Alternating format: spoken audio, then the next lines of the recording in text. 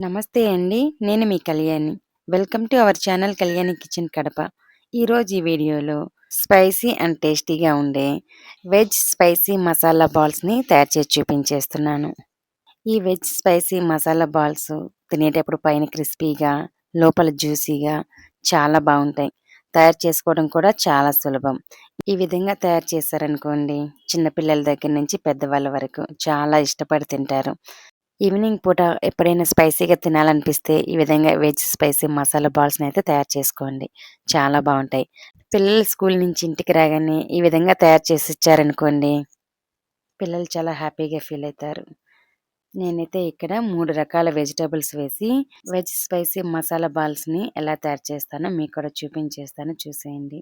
నా ఛానల్‌ని first time చూస్తున్నట్లయితే సబ్స్క్రైబ్ చేసుకోండి. ఆల్రెడీ చేసిన వాళ్ళైతే ఒక చిన్న లైక్ చేసి హైప్ ఇవ్వండి. ఇంకా వీడియోలోకైతే వెళ్ళిపోదాం. ఇక్కడ నేను ఒక క్యారెట్‌ని పీల్ తీసేసి చిన్న చిన్న ముక్కలుగా కట్ చేశాను.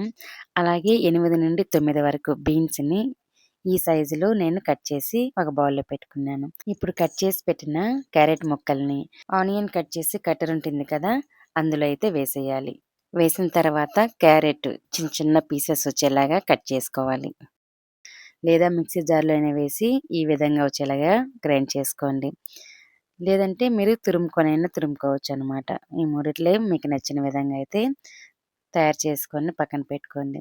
క్యారెట్ చిన్న చిన్న ముక్కలుగా అయిన తర్వాత అందులోనే చూపించిన బీన్స్‌ని కూడా వేసేసి ఇదే విధంగా అయితే చిన్న చిన్న ముక్కలుగా అయ్యేలాగా ఈ విధంగా అయితే కట్ చేసుకోవాలి. చూడండి నేను చూపించిన విధంగా ఇంత చిన్న చిన్న ముక్కలుగా అయితే రావాలి. అప్పుడే మనకి బాల్స్ చుట్టుకోవడానికి కూడా వీలుగా ఉంటుంది. అందులో ఒక పచ్చిమిరపకాయని చిన్న చిన్న ముక్కలుగా కట్ చేసి వేశాను. అలాగే కొద్దిగా కొత్తిమీరని కూడా అందులోనే వేసేసి మూత పెట్టేసి వీటిల్ని కూడా బాగా క్రష్ చేసుకోవాలి. ఈ టైంలోనే కొత్తిమీర అనేది వేసుకోవాలి.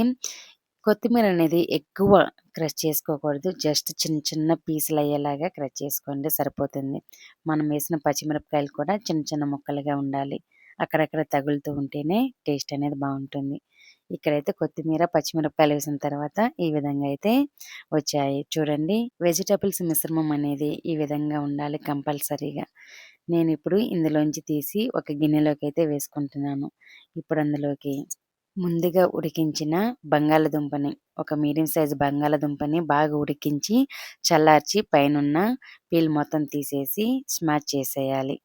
ఈ విధంగా మీరు తీసుకున్న వెజిటబుల్స్‌ని బట్టి పొటాటోస్‌ని కూడా తీసుకోవాల్సుంటుంది.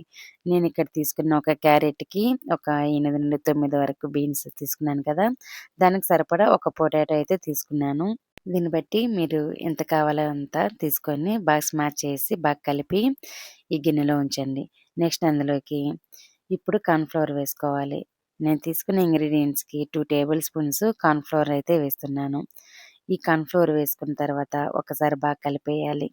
వేసిన వెజిటబుల్స్‌కి కార్న్ ఫ్లోర్ బాగా పట్టేలాగా ఒకసారి బాగా కలిపేసామంటే క్రిస్పీగా వస్తాయి మనం ఫ్రై చేసినప్పుడు. అందుకు ఒకసారి కార్న్ ఫ్లోర్ వేసిన తర్వాత ఒకసారి బాగా కలిపేయాలి. ఈ విధంగా కలిపేసిన తర్వాత నెక్స్ట్ అందులోకి కొద్దిగా సాఫ్ట్‌గా లోపల జ్యూసీగా ఉండడానికి ఒక 2 టేబుల్ స్పూన్స్ మైదా పిండి వేసుకుంటున్నాను. మైదా పిండి వేసిన తర్వాత అందులోకి స్పైసీస్ పౌడర్ వేసుకోవాలి. ఇక్కడ నేను పావు టీ స్పూన్ వరకు చిల్లీ పౌడర్ వేశాను. మీరు స్పైసీకి సరిపడా వేసుకోండి. నెక్స్ట్ అందులోకి హాఫ్ టేబుల్ స్పూన్ వరకు ధనియాల పొడి, నెక్స్ట్ పావు టీ స్పూన్ వరకు గరం మసాలా వేసుకోవాలి.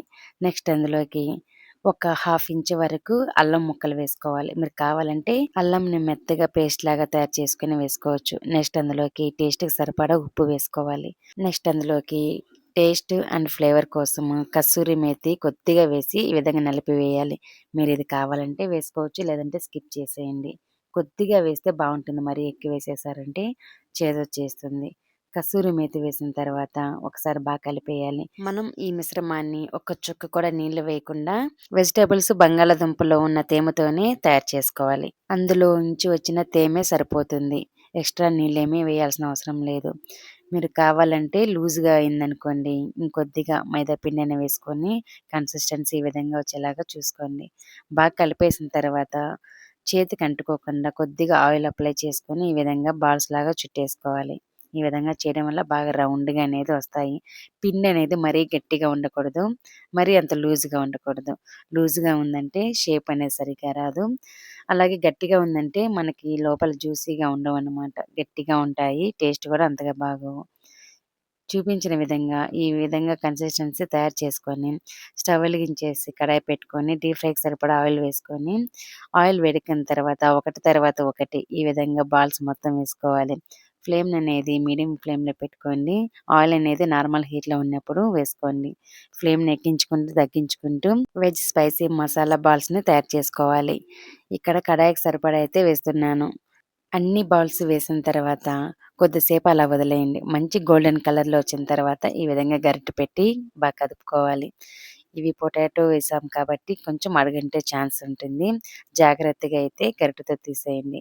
ఒకవైపు గోల్డెన్ కలర్ వచ్చిన తర్వాత రెండో వైపుకైతే తిప్పుకోవాలి. నేనైతే ఇక్కడ రెండో వైపుకైతే తిప్పుకుంటున్నాను.